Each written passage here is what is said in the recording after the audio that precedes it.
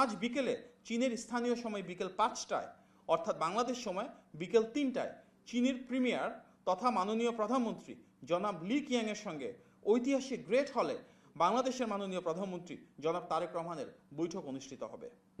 এই সফরের উদ্দেশ্য হল বাংলাদেশের ভূ রাজনৈতিক ও কৌশলগত অবস্থান, ভারসাম্যপূর্ণ পররাষ্ট্রনীতি, বাংলাদেশে চীনা বিনিয়োগ বৃদ্ধি, কর্মসংস্থান সৃষ্টি, দ্বিপাক্ষিক বাণিজ্যের প্রসার, জনগণের সাথে জনগণের সুসম্পর্ককে আরও জোরদার করা এবং শিক্ষা, সংস্কৃতি, তথ্য, প্রযুক্তি ও স্বাস্থ্যসহ জনস্বার্থের সাথে সংশ্লিষ্ট যে বিষয়গুলো রয়েছে সেখানে দুই দেশের মধ্যে সহযোগিতাকে আরও জোরালো করা।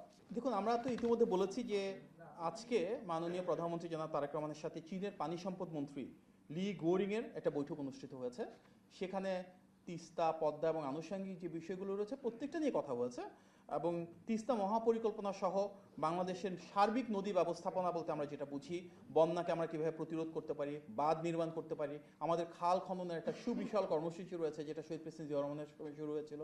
এই প্রত্যেকটা ক্ষেত্রে আমরা দুই দেশের ভিতরে সহযোগিতা কীভাবে বাড়াতে পারি, বিশেষভাবে চীনের তো এক্ষেত্রে একটা দীর্ঘদিনের এক্সপার্টিস রয়েছে, টেকনিক্যাল নলেজ রয়েছে, সেগুলোকে কীভাবে বাংলাদেশ ব্যবহার করতে পারে, ফান্ডিংয়ের সুযোগ থাকলে সেগুলো নিয়ে আমরা ফিউচারে কাজ কীভাবে করতে পারি, এগুলো নিয়ে সুবিস্তৃত পরিসরে কোনো নির্দিষ্ট বিষয় নয়, তবে পানি সম্পদের সাথে সম্পৃক্ত সবগুলো বিষয়কে নিয়ে আমরা আলোচনা করেছি। বিনিয়োগের পরিমাণটা আমরা এখন নির্ধারণ করিনি, স্বাভাবিকভাবে ওনারা কাজ করবেন, কাজ করে তারপরে জানাবেন। অবশ্যই এখানে বিনিয়োগের ক্ষেত্রে একটা ইন্টারেস্টিং ডাইনামিক্স যেটা চীনের ক্ষেত্রে প্রযোজ্য, অনেক ওদের স্টেট অর্গানাইজেশন রয়েছে, স্টেট রান এন্টারপ্রাইজ রয়েছে, অর্থাৎ সরকারি প্রতিষ্ঠান কিন্তু তারা বিভিন্ন দেশে বিনিয়োগ করতে পারে। এই ধরনের প্রতিষ্ঠানগুলো ইতিমধ্যে আশ্বস্ত করেছে তারা বাংলাদেশকে প্রাধান্য দেবে বিনিয়োগের ক্ষেত্রে। বেশ কিছু বেসরকারি প্রতিষ্ঠান রয়েছে, তারাও বাংলাদেশে নতুনভাবে ইনভেস্টমেন্ট করতে যাচ্ছে, কারণ এখন একটা পলিটিক্যাল স্টেবিলিটি রয়েছে এবং আমাদের যে বাজেট রয়েছে সেই বাজেটটাকে ওনারা ইতিবাচকভাবে নিয়েছেন। সেখানে যেভাবে আমাদের পলিসিগুলো বাস্তবায়ন করতে যাচ্ছি ডিরেগুলেশনের মাধ্যমে, প্রো বিজনেস এনভায়রনমেন্ট তৈরি করবার মাধ্যমে, সেগুলো নিয়ে আলোচনা হয়েছে এবং আমরা আশাবাদী রাষ্ট্রীয় ওনকৃত যেসব প্রতিষ্ঠান রয়েছে এবং বেসরকারি যেসব প্রতিষ্ঠান রয়েছে সেসব ব্যবসা বাণিজ্য শিল্প কারখানার একটি বড় অংশ আমরা বাংলাদেশের সামনের দিনগুলিতে বিনিয়োগ করবে। স্পেশালি বর্তমান যে গ্লোবাল ইকোনমিক এনভায়রনমেন্ট আছে তাতে কিন্তু চীনের অনেকগুলো কোম্পানি ভ্যালু চেনে উপরের দিকে উঠে যাচ্ছে, অর্থাৎ তাদের বেশ কিছু ফ্যাক্টরি হয়তো আস্তে আস্তে তারা অন্যান্য দেশে শিফট করবে। তো শিফট করবার ক্ষেত্রে বাংলাদেশের কি কি ভালো দিক রয়েছে, বাংলাদেশে কেন ইনভেস্টমেন্ট করলে সেখান থেকে তারা প্রপার রেজাল্ট পাবে, রিটার্ন পাবে, বাংলাদেশে লিবারেল ইকোনমিক পলিসি কী কী রয়েছে, এগুলো নিয়ে আমাদের প্রধানমন্ত্রী অত্যন্ত সুবিস্তৃত ওনাদেরকে বলেছেন এবং আমরা অত্যন্ত ইতিবাচক একটা ধারণা নিয়ে যাচ্ছি যে সামনের দিক নিয়ে বাংলাদেশে চীনা বিনিয়োগ অবশ্যই বৃদ্ধি পাবে ইনশাআল্লাহ। জি, বাংলাদেশে মিডিয়া সংশ্লিষ্ট সর্বোচ্চ সংখ্যক এমইউ আজকে স্বাক্ষরিত হবে।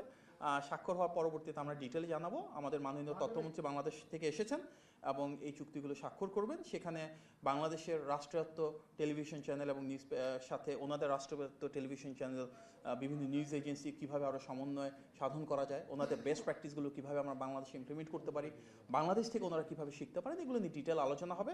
সুতরাং অবশ্যই তথ্য খাতে আমাদের বড় ধরনের এমইউ সাইন হবে, যেটা মাননীয় তথ্যমন্ত্রী নিজে অংশগ্রহণ করবেন। আমি ভরসা রাখি হিরন স্মার্ট ওয়াটার পিউরিফায়ারে। পিতামাতার সেই দলীয় এবং পারিবারিক ঐতিহ্যকে ধারণ করে বাংলাদেশ চীন অংশীদারত্বকে মাননীয় প্রধানমন্ত্রী আরও সামনের দিকে এগিয়ে নিতে বদ্ধপরিকর। একই সঙ্গে তাকে ও তার প্রতিনিধি দলকে যে আন্তরিক আতিথেয়তা চীনের পক্ষ থেকে দেওয়া হয়েছে তা আমাদের জন্য অত্যন্ত অনুপ্রেরণাদায়ক। মাননীয় প্রধানমন্ত্রীর নেতৃত্বে সবার আগে বাংলাদেশ নীতিকে মাথায় রেখে চীনের সাথে আমরা সুসম্পর্ক গড়ে তুলতে চাইছি এবং এই ধারাকে আরও বিস্তৃত করতে চাচ্ছি বহুমাত্রিক সম্পর্কের মাধ্যমে। গণপ্রজাতন্ত্রী বাংলাদেশ সরকার দেশের স্বার্থ রক্ষা ও সম্পর্ক গঠনের ক্ষেত্রে সমতা ও ন্যায্যতাকে ভিত্তি হিসেবে ধারণ করছে। বাংলাদেশ চীন সম্পর্ককে বহুমাত্রিকভাবে আরও গভীর করা হচ্ছে। কৌশলগত সহযোগিতা থেকে শুরু করে বাণিজ্য, বিনিয়োগ ও কর্মসংস্থান এবং উন্নয়ন প্রকল্প থেকে শুরু করে জনগণের সাথে জনগণের সম্পর্ক, প্রতিটি ক্ষেত্রেই দুই দেশের দ্বিপাক্ষিক সম্পর্ক একটি নতুন উচ্চতায় পৌঁছাচ্ছে। চীনে রাষ্ট্রীয় সফরকালে বেশ কয়েকটি বৃহৎ শিল্পগোষ্ঠীর শীর্ষ কর্মকর্তারা ধারাবাহিকভাবে মাননীয় প্রধানমন্ত্রীর সঙ্গে সাক্ষাৎ করেছেন। এছাড়া China international development cooperation agency, China railway construction corporation, China road and bridge corporation, বিভিন্ন গুরুত্বপূর্ণ প্রতিষ্ঠানের প্রধান, বিনিয়োগকারী, মন্ত্রী এবং বিশিষ্ট ব্যক্তিবর্গ মাননীয় প্রধানমন্ত্রীর সঙ্গে সাক্ষাৎ করে বাংলাদেশের উন্নয়ন অগ্রযাত্রায় এবং বিনিয়োগ এবং বাণিজ্য সম্প্রসারণে কিভাবে আরও কার্যকর ভূমিকা রাখবেন সে বিষয়ে বিস্তারিত আলোচনা করেছেন। প্রিয় সাংবাদিক ভাই বোনেরা,